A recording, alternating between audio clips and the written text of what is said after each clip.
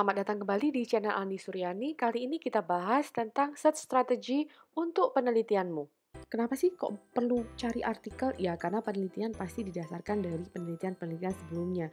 Harus ada justifikasi dari penelitian sebelumnya. Oleh karena itu, search strategy ini menjadi penting. Yang pertama, tentu saja yang harus dipunyai oleh peneliti adalah keyword. Jadi kita perlu memasukkan keyword ke dalam mesin pencarian. Biasanya yang banyak dipakai itu adalah Google Cendekia atau Google Scholar. Maka kita masukkan di situ kata kunci yang terkait dengan penelitian.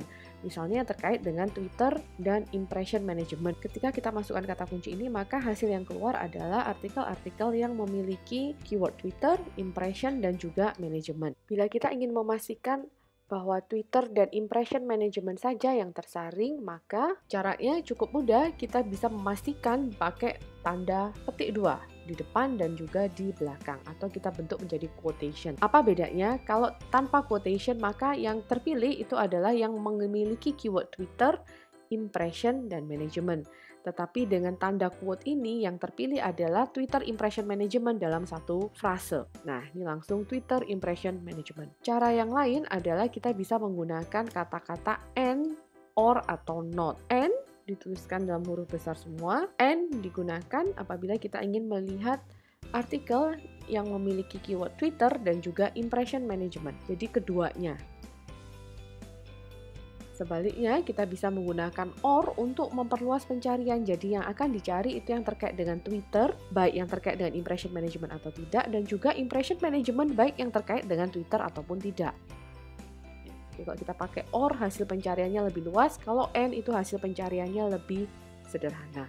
Untuk mencari yang lebih advance, yang lebih unik, itu kita bisa menggunakan kombinasi antara and, or, not.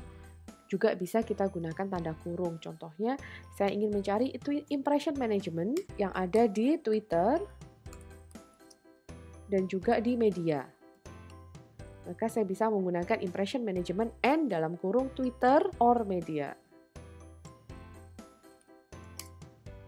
Maka hasil pencarian yang keluar itu adalah impression management yang ada di Twitter dan juga ada di media lainnya. Kalau kita perhatikan hasil pencariannya, dia mengandung Twitter, ada Facebook, kemudian ada social media, ada juga LinkedIn.